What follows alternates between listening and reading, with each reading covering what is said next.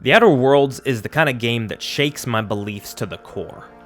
It's a game that repeatedly thrusts you into difficult situations where people will suffer for your actions, and then asks you who you're going to hurt. Even from the beginning, you're tossed straight into the fire. After spending 70 years in cryosleep, the space colony you've awoken into has been completely tainted by unchecked, rampant capitalism. You're forced to leave your crewmates behind, hopefully to return and save them, and you're left stranded with a ship that needs a power cell to operate. So you wander to the nearest town, Edgewater, which turns out to be the bottom rung of society. It's a poverty-stricken, disease-ridden hellhole. Everybody is overworked and underpaid, and yet still the people are complacent. The town only exists to be a fishery and cannery, but all the fish have seemed to dry up, probably from overcatching, and so the cans have things other than fish in them now. And maybe that's what's causing people to get sick. At the head of this operation is a man named Reed Thompson, who calls the shots in town.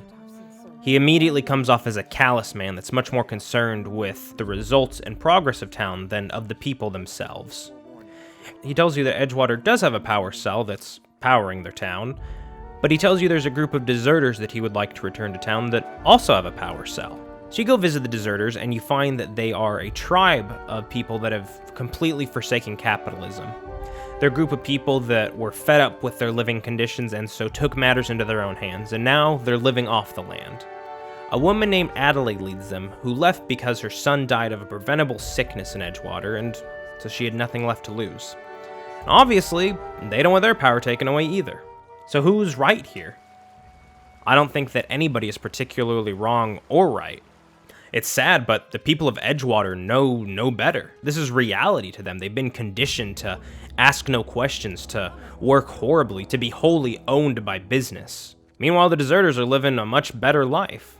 I don't want to call it the ideal society, but maybe taking away power from Edgewater will help them prosper more. Maybe people will come to them. However, the sick will still probably die, and most will be left as refugees. Hopefully, they will be saved. But I think that it's wrong to take away independence from the deserters. To tell them that ridding themselves of their oppressors is wrong and that they have to go chain themselves again, that's not right. And should this even be my choice to make? No, I don't think so. You know, maybe it's justifiable by saying, I'm going to go save my crewmates with it, but are they really worth more than either of these people? Do the ends really justify the means here? I don't know. Probably not, and I'm probably a bad person either way. It's a hard decision that had me really weighing what my values are, and in the end I decided to spare the deserters. I believe in their way of life, and I think maybe fighting the system is also the right thing to do.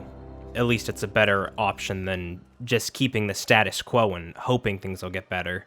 But still, it's incredibly unfair to everyone that gets hurt. In the end, Reed Thompson fought and died for his beliefs when there was nothing left. I didn't ever want him to die, but he basically threw himself in front of my gun.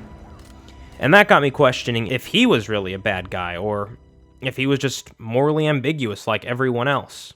The corruption started above him. Was it really his place to step up?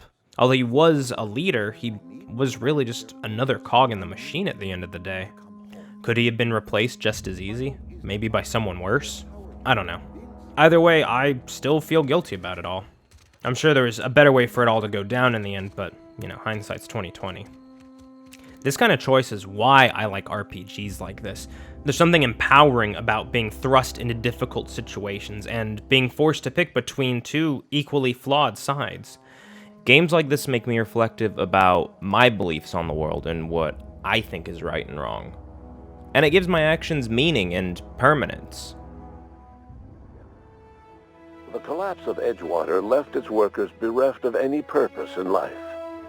Most of them made their way to Adelaide McDevitt's camp, hoping to ingratiate themselves into her favor. Adelaide accepted only a few to her community. The rest were turned away and likely died of starvation. Nevertheless, Adelaide's camp grew into a well-established town.